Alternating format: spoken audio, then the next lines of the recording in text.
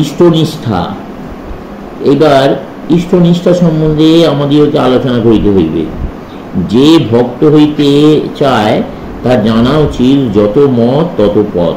তার জানা উচিত বিভিন্ন ধর্ম সম্প্রদায় সেই একই ভগবানের মহিমার বিভিন্ন বিকাশ মাত্র। হে ভগবান, লোকে তোমাকে কত বিভিন্ন নামে ডাকিয়া থাকে, লোকে তোমাকে বিভিন্ন নামে যেন ভাগ করিয়া ফেলিয়াছে, কিন্তু প্রত্যেকটি নামেই তোমার পূর্ণ শক্তি বর্তমান। যে উপাসক যে নামে উপাসনা করিতে ভালোবাসে তার নিকট তুমি সেই নামের ভিতর দিয়াই প্রকাশিত হও। তোমার প্রতি অন্তরাত্মার ঐকান্তিক অনুরাগ থাকিলে তোমাকে ডাকিবার কোনো নির্দিষ্ট কাল নাই। তোমার নিকট এত সহজে যাওয়া যায়, কিন্তু আমার দুর্দৈব তোমার প্রতি অনুরাগ জন্মিল না। শুধু তাই নয়, ভক্ত যেন বিভিন্ন সম্প্রদায়ের প্রতিষ্ঠাতা জ্যোতির তনয়গণকে ঘৃণা না করেন, এমনকি তাহাদের সমালোচনা বিষয়েও যেন বিশেষ সতর্ক থাকেন। তাহাদের নিন্দা শোনাও তাহার উচিত নয়। অবশ্য এমন লোক অতি অল্পই আছেন যাহারা উদার সহানুভূতি সম্পন্ন, অপরের গুণ গ্রহণে সমর্থ, আবার গভীর ভগবত প্রেম সম্পন্ন। সচরাচর দেখা যায় উদার ভাবাপন্ন সম্প্রদায়গুলি আধ্যাত্মিক গভীরতা হারাইয়া ফেলে। ধর্ম তাহাদের নিকট এক প্রকার রাজনীতিক সামাজিক ভাবাপন্ন সমিতির কার্যে পরিণত হয়। আবার খুব সংকীর্ণ সাম্প্রদায়িক ব্যক্তিগণের নিজ আদর্শের প্রতি খুব ভালোবাসা আছে বটে, কিন্তু তাহাদের এই ভালোবাসার প্রতিটি বিন্দু অপর সকল সম্প্রদায়ের যেগুলির মতের সহিত তাদের এতটুকুও পার্থক্য আছে সেগুলির উপর ঘৃণা হইতে সংগৃহীত হইয়াছে। ঈশ্বর ইচ্ছায় জগৎ যদি পরম উদার অথচ গভীর প্রেম সম্পূর্ণ জনগণে পূর্ণ হইয়া যাইত বড় ভালো হইত, কিন্তু এইরূপ মহাত্মার সংখ্যা অতি বিরল। তথাপি আমরা জানি জগতের অনেককে এই আদর্শে শিক্ষিত করা সম্ভব, আর ইহার উপায় এই ইষ্টনিষ্ঠা। প্রত্যেক ধর্মের প্রতিটি সম্প্রদায় মানুষকে শুধু নিজের আদর্শকে দেখাইয়া দেয়, কিন্তু সনাতন বৈদান্তিক ধর্ম ভগবানের সেই মন্দিরের অভ্যন্তরে প্রবেশ করিবার অনন্ত দ্বার খুলিয়া দেন এবং মানবের সমক্ষে প্রায় অসংখ্য আদর্শ স্থাপন করেন। সেই আদর্শগুলির প্রত্যেকটি সেই অনন্ত স্বরূপের এক একটি বিকাশ মাত্র।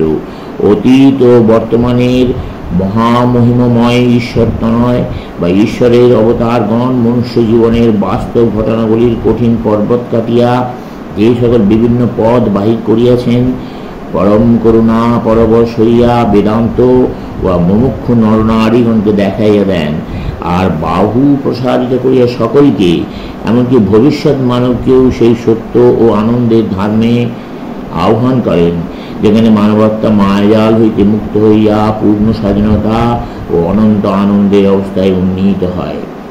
ভক্তিযোগ এইরূপে ভগবত প্রাপ্তির বিভিন্ন পথগুলির একটিকেও ঘৃণা বা অস্বীকার করিতে নিষেধ করেন। তথাপি গাছ যতদিন ছোট থাকে ততদিন বেড়া দেয়া রাখিতে হয়। অপরিণত অবস্থায় নানা প্রকার ভাব আদর্শ সম্মুখে রাখিলে ধর্মরূপ কোমল লতিয়া মরিয়া যাইবে। অনেক লোক উদার ধর্মভাবের নামে অনবরত ভাবাদর্শ পরিবর্তন করিয়া নিজেদের বৃথা কৌতূহল মাত্র চরিতার্থ করে।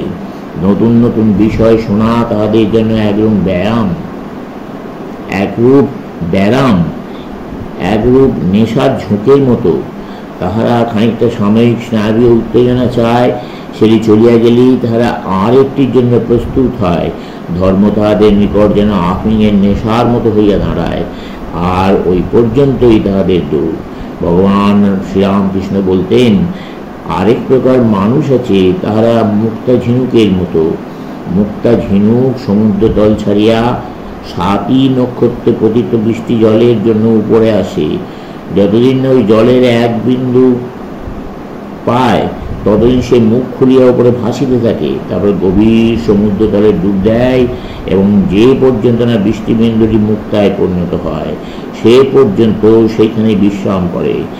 এই উদাহরণে ইষ্টনিষ্ঠা ভাবটি যেরূপ হৃদয়স্পর্শী কবিত্বের ভাষায় ফুটিয়া উঠিয়াছে, আর কোথাও সেরূপ হয় নাই।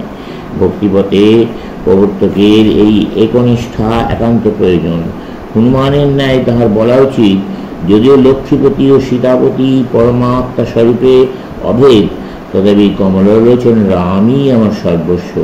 অথবা সাধু তুলসীদাস যেমন বলিতেন, সকলের সঙ্গে বসো, সকলের সঙ্গে আনন্দ করো, সকলের নাম গ্রহণ করো, যে যাহাই বলুক না কেন সকলকে হাঁ হাঁ বলো, কিন্তু নিজের ভাব দৃঢ় রাখিও। ভক্তি যদিও সেই প্রকার আচার অবলম্বন করা উচিত। ভক্ত সাধক যদি অকপট হন, তবে গুরুদত্তই বীজ মন্ত্র হইতে আধ্যাত্মিক ভাবে সুবৃহৎ বটবৃক্ষ উৎপন্ন হইয়া শাখার পর শাখা, মূলের পর মূল বিস্তার করিয়া ধর্মজীবনের সমগ্র ক্ষেত্র ছাইয়া ফেলিবে। পরিশেষে প্রকৃত ভক্ত দেখিবেন, যিনি সারা জীবন তার নিজের ইষ্টদেবতা, তিনি বিভিন্ন সম্প্রদায়ে বিভিন্ন নামে বিভিন্ন রূপে উপাসিত। সমাপ্ত।